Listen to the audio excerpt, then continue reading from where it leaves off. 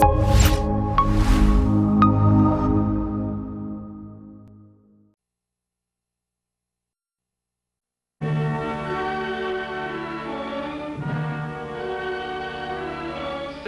for Star Playhouse presents Dick Powell,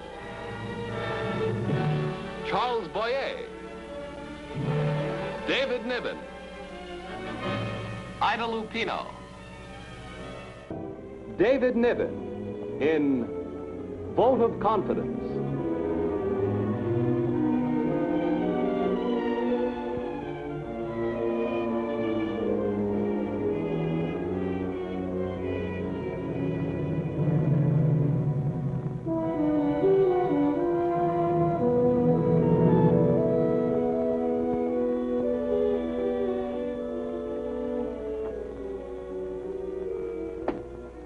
Is Stewart ready yet? Yes, sir. I'll see you now.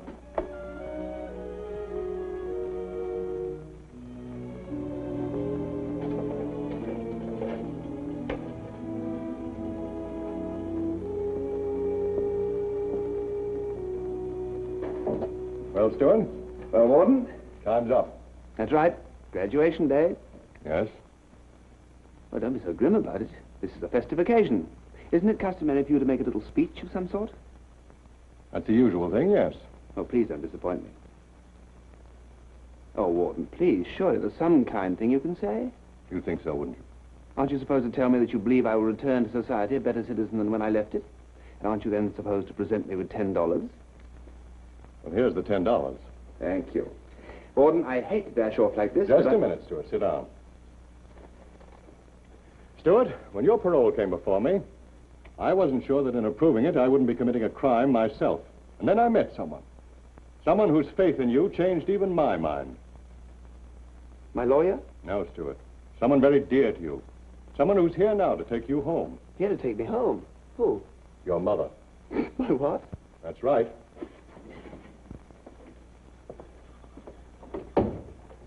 All right, Mother. You can come in now.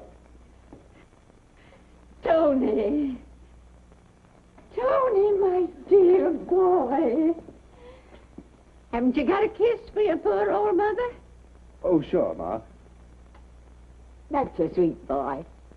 He was always such a darling. Even if he was a little high-spirited. I'm sure he was.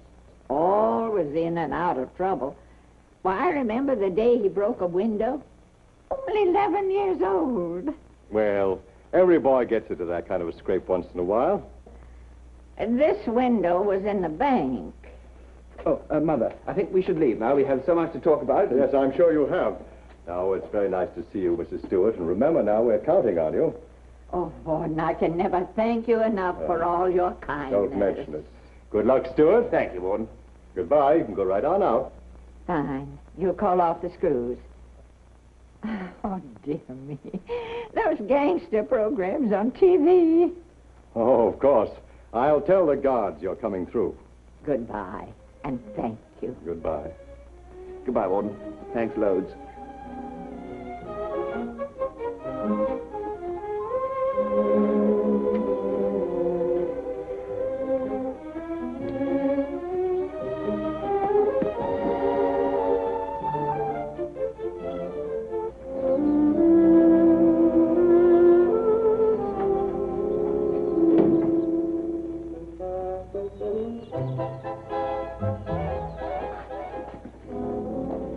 There we are.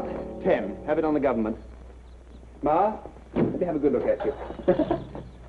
That's an incredible outfit. Whose mother do you think you are, Whistler's? Never mind, I got you sprung, didn't I? Oh, I'm sprung all right, but you can frighten the horses going around looking like that. Oh, I'm full of surprises today. Get a load of this. Hey, that's a collector's item. Very good. It's always best to keep in practice every day.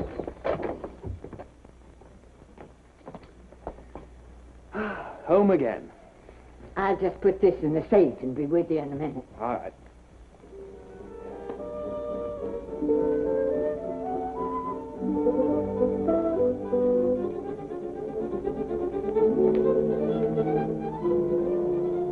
Hiya, stranger. Well, Mervyn the Most. Nice to have you sprung, Tony. Ah, it's good to be sprung.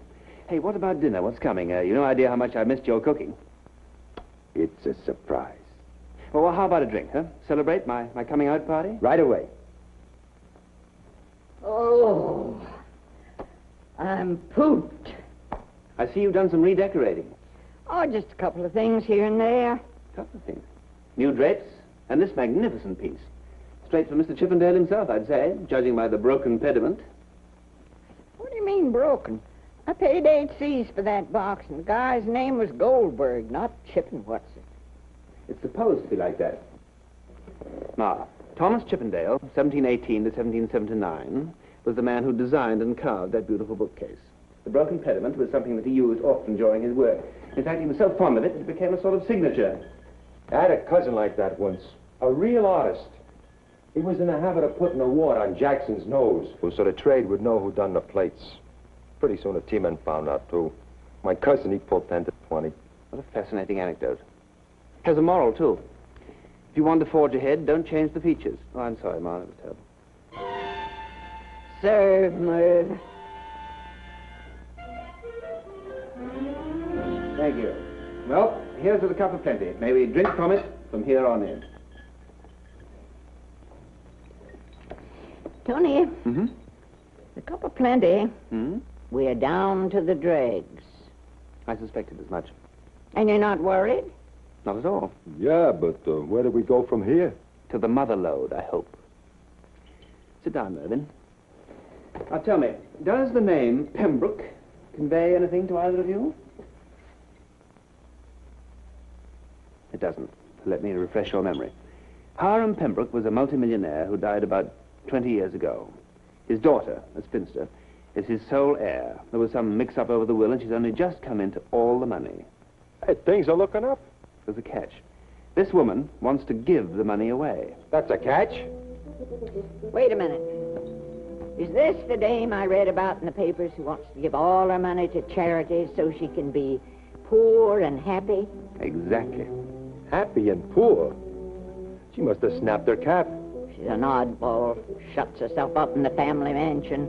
So ugly she won't even let her picture be taken. Must be a real spook. Well, be that as it may, under the circumstances, I might be prepared to make certain sacrifices. Now, what about this charity dodge? I have a plan.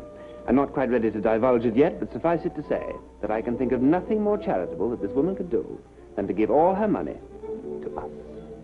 What a gesture. I'm Susan Pierce, Miss Pembroke's secretary. Well, thank you very much for arranging my appointment. But I didn't. I beg your pardon? I said I didn't arrange an appointment for you with Miss Pembroke. Well, there must be some mistake, because when I called you, you said... I said that Miss Pembroke would be very happy to have you come here and talk about the charity that you represent, and she would. You may give the complete details to me. Miss Pierce, I feel sure that Miss Pembroke would find the details of our project much more fascinating at first hand. Well, perhaps there is some mistake. I'll have Dinks bring your hat. Oh, no. Whoa, look, talking to you would undoubtedly be well worthwhile. Very well. We'll go into the library. This way, please. Please be seated. Thank you. I must say, I find it fascinating that so much responsibility is in the hands of such a young and lovely girl. You have such charm and poise. Thank you. I also have a master's degree in business administration. And one of the very first things I learned in acquiring that degree, Mr. Stewart, was to stick to business. I get the message. Suppose you tell me the name and nature of your organization. Well, it's called Hearthside. And as you have probably gathered, it's a home for children. Our little brothers and sisters range in age from a few months to 12 years. I see. Well, just where is Hearthside located, and when can I make a visit? It's in the country. It's not far from here. Are you susceptible to colds?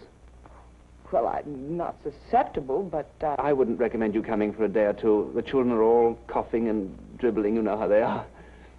Oh, I see. Well, tell me more about the children. Are they orphans? Yes. Some by birth and some by circumstance. We care not about the background of the children. We only want to know that they need a home and loving kindness. What about your financial condition? Rather poor at the moment, I'm afraid.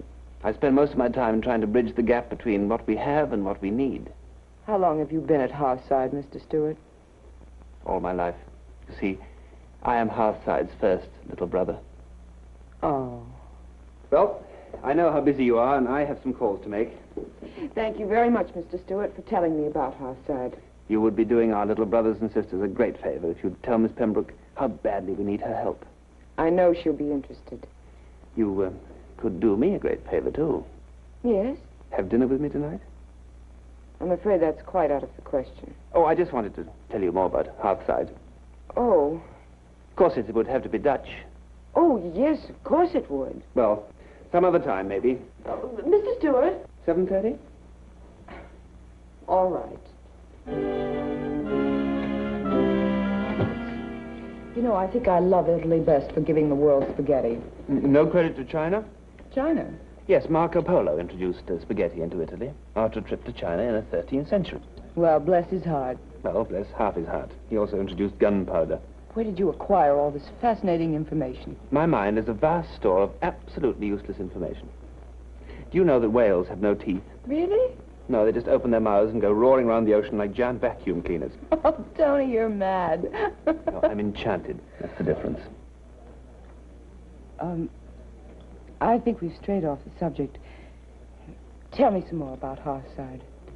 Hearthside? Well, we feel that it's such a wonderful idea. And it saddens us so much when we realize that because of lack of cash, it might... Well, Tony, I'm afraid Miss Pembroke's fortune isn't nearly as large as people think. It isn't? No, you see, whatever charity she decides to give the money to, they'll only receive about $400,000. 400,000? Well, that would be a great help. I hope it works out for you, Tony. Susan, what happens to you after Miss Pembroke has given away all her money? Oh, another job, I guess, until I find what every girl wants. A home and kids? Mm-hmm. I wish you all the luck in the world. Let's go dancing. Tonight? Yes, I know where the best band in the country is playing. But won't that cost a lot of money? You put it in my expense account. Here we are. You like it? It's breathtaking. What would you like them to play? The band leader's a friend of mine. Oh, then I'll leave it up to you two.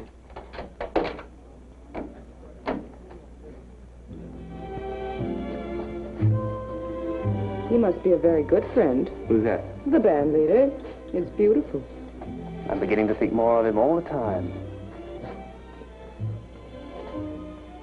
Tony, Mm-hmm. I have a surprise for you. What's that? It's about Miss Pembroke. She said that I'm to visit Hearthside on Saturday. Colds or no colds. Isn't that exciting? Oh, that's wonderful. In 3 days.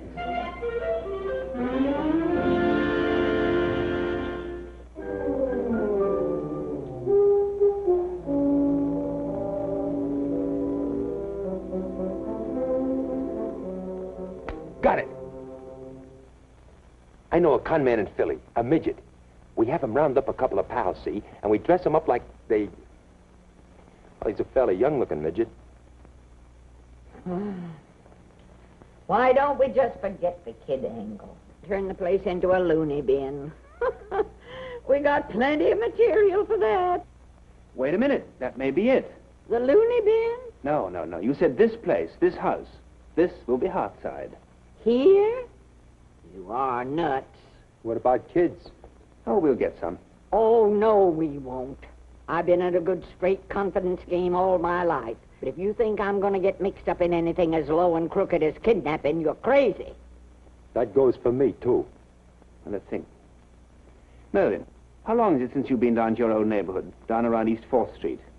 I don't know. A couple of months, I guess. How many kids are there down there who'd jump at the chance to live in a house like this? I guess nearly every kid on 4th Street. And how many parents wouldn't even miss them if they spent a few days up here? We'd still be taking an awful chance. What if one of the kids tipped over the pie? Well, we must just get them up here ahead of time and brief them. Well, I'll try anything once. That's great. Now, Mervyn, get in the car, go down to East 4th Street, and pick up a really good bunch of needy kids. Car? I'll need a Black Mariah. Ma, you start getting this house ready. We can get some folding cots from an army surplus store, and I'll get a sign made. How much time will we have? 3 days. you think you can get it ready by then? We can try. 3 days with those kids, this place will look like bikini. Mervyn, you must learn to look upon the bright side. This plan has only been in operation for a few minutes, and already there has been one really happy development. Like what? Like I now have lunch with Susan Pierce and tell her that Saturday will be D-Day. D-Day? Dollar Day, we hope. Welcome to Hearthside.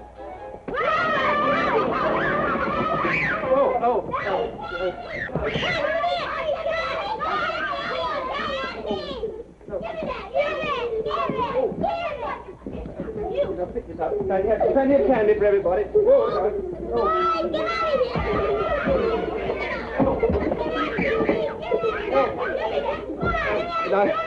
Steady. Think of the... Oh, now, don't... Oh, please. Oh, do something.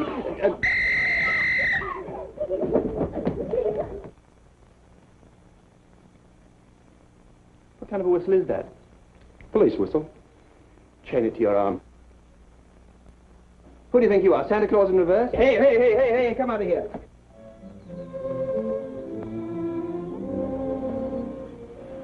Hearthside.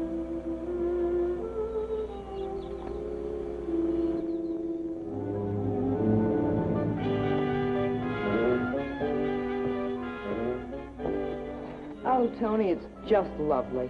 It is now. I knew it needed something. Hey, what's going on?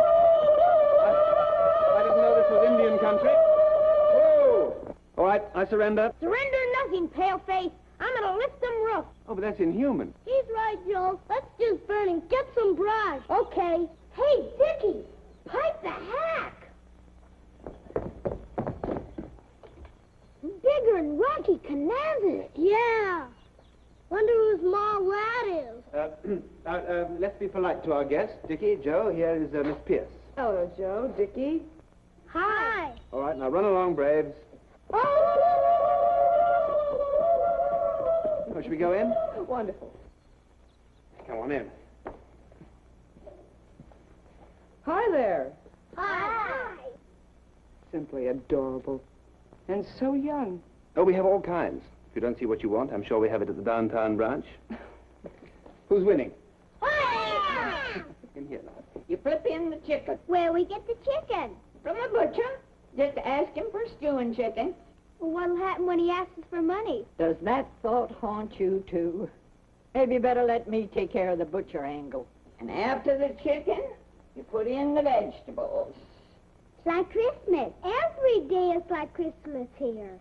Mother Baker, how long will we be able to stay here?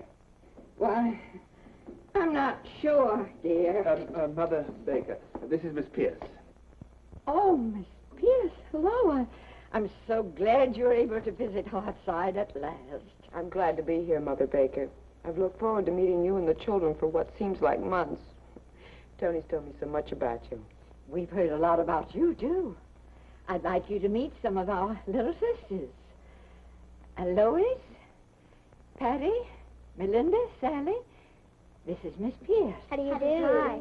How do you do? Where's Mervyn? In the living room with some of the boys. In the living. Well, I think we'd better go along. And we'll go back to our cooking lesson. We're so happy to have you here, Miss Pierce. Thank you, Mother Baker. Thank you, Mother Baker. So this Sherwood Forest is really a big territory, see? And it's operated solely by one guy, a hard apple, named Robin the Hood. All alone? Nah, I mean he's the leader. Now his #1 gun is a gorilla who's so big, they call him Little John. Now, Robin and his mob are doing just great, hijacking the king's deer. Look, shall we go and see some other things? There's a lot of other things to see. Oh, but this is wonderful. Telling a classic adventure story in a language today's boys can understand. So Robin takes the swag that he and his mob pulls from these capers, they divvies it among the poor. Gee. Yeah, he's all hard, see? Well, things is running like clockwork until one day, bang! He runs smack into a cool dame called Marion. Why does there always have to be a dame? Pal, every guy since Adam been asking that question. Right, Tony? Oh, now, come along this way. Now, Anyway, at the end of Robin goes weak-headed over this, Joe. Business goes to pot. And finally, in desperation, he goes to Friar Tuck. Oh, Tony, thank you so much for letting me see it all. Oh, thanks for coming. You'll come often, won't you? Oh, try and keep me away. Oh, okay, Magua. It's bath time. Oh, come on, Tony. I had a bath yesterday. Ah, that's the floor of this paradise. We have one every day. What's happened to the last of the Mohicans? Who? Deer Slayer. Looking for me. We'll have to try and lure him into our water trap, too. You go ahead, Tony. All right. Goodbye. I'll call you tomorrow. Wonderful. Bye, Joe. Bye, Miss Pierce. No. You come with me now. Bye.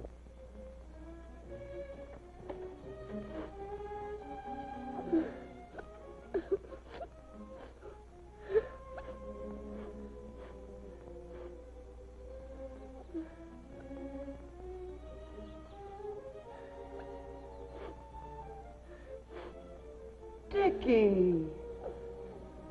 Oh. Well, what's all this? Oh, come on, dear. Tell me what the trouble is. Did Joe play too rough? That ain't it at all. You're happy here, aren't you, Dickie? Yeah? I ain't never been so happy. Oh, then what's wrong? Well, a couple of days from now, I have to leave here and go back to 4th Street. Back to 4th Street? But why would you have to do that? Because then Tony and Mervyn and Mother Baker won't need us no more. Won't need you? But I don't understand. How many of you kids like chocolate ice cream? Hey! You like chocolate ice cream? I like it better than anything in the whole world. Do you? Look, you can't have chocolate ice cream except for dessert, can you? You can't have dessert except after dinner, and you can't have dinner till after you've had your bath. So, bath time. How many of you kids want to stay on here at Hearthside?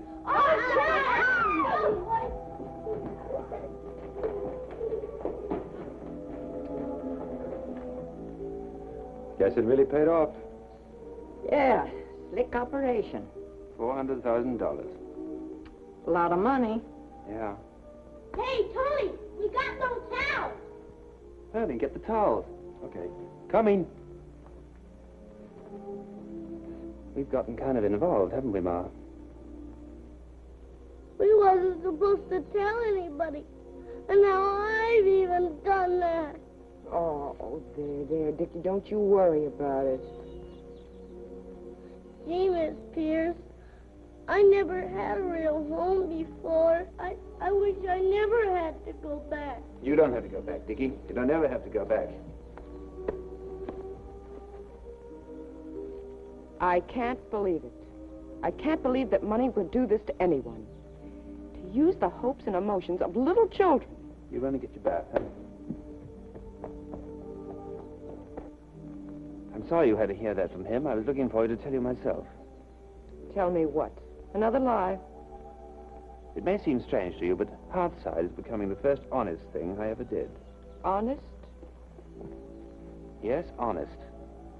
Well, from now on, anyway. I meant every word of it when I told Dickie that this could be his home for good. Well, come and see us in a year or so. And come just as you are. Leave all that money at home. We'll make out. I bet you will.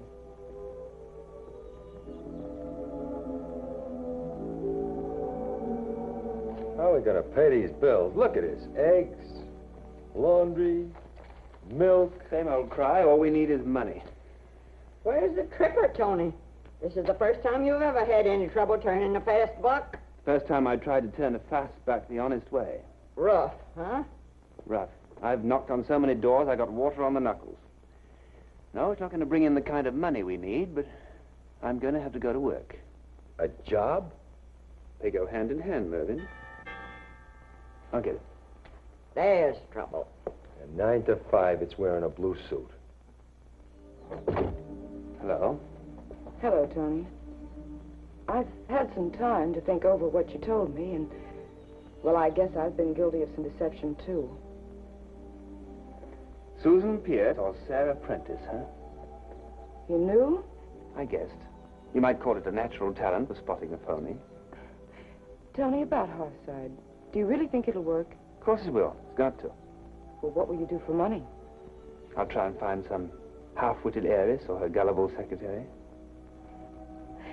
I'm going to put that money into a trust fund for Hearthside. That'll make you poor, won't it? Yes. And me eligible? Very.